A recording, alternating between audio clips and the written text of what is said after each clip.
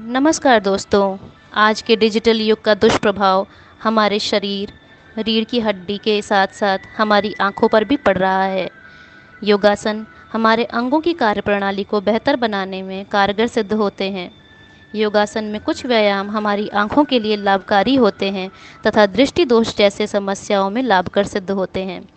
आयुर्वेद के अनुसार लंबे समय तक चलने वाले मानसिक या भावनात्मक तनाव की वजह से भी आँखों पर दुष्प्रभाव पड़ता है। आइए हम रोज़मर्रा के जीवन में शामिल किए जाने वाले आँखों के व्यायाम को जानते व समझते हैं। आज के समय में जब बच्चे की पढ़ाई ऑनलाइन हो गई है और ज़्यादातर लोग वर्क फ्रॉम होम कर रहे हैं, हमें अपनी आँखों का विशेष ध्यान रखने की आवश्यकता है। सबसे पहले हम जानेंगे पामिंग। पामिंग में हथेलियों को आपस में रगड़कर कुछ सेकंड्स के लिए आँखों पर रखना होता है। इससे हथेली की गर्मी आँख को आराम पहुँचाती है। यदि लंबे समय तक स्क्रीन के सामने बैठना पड़ता है तो बीच बीच में यह प्रक्रिया की जा सकती है। दूसरा, पलकें झपकाना।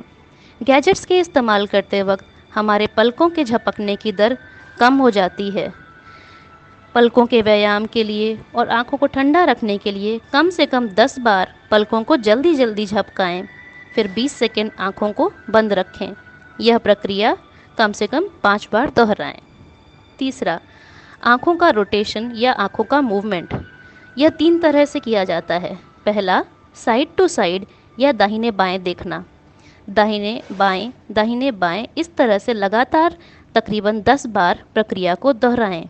उसके बाद ऊपर नीचे देखने की प्रक्रिया को 10 बार दोहराएं और उसके बाद आँखों को क्लॉकवाइज यानी घड़ी की दिशा में 5 बार घुमाएं और उसके बाद एंटी क्लॉकवाइज यानी घड़ी की विपरीत दिशा में 5 बार घुमाएं। फिर आँखों को बंद करके 20 सेकंड तक विश्राम करें। यह प्रक्रिया 5 बार दोहराएं।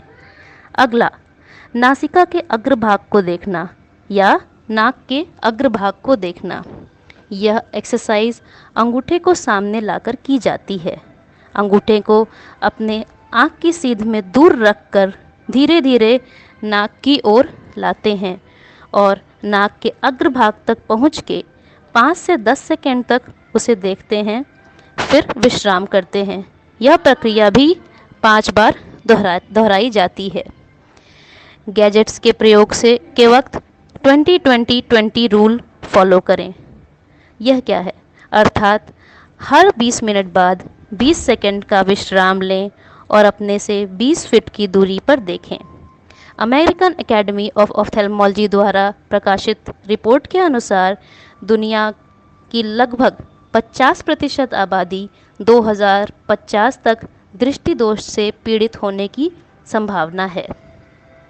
हमारे पूर्वजों द्वारा प्रदान की गई योग प्रक्रिया हमारे और हमारे आने वाली पीढ़ी को आँख की परेशानियों व दृष्टि दोष से बचा सकती है।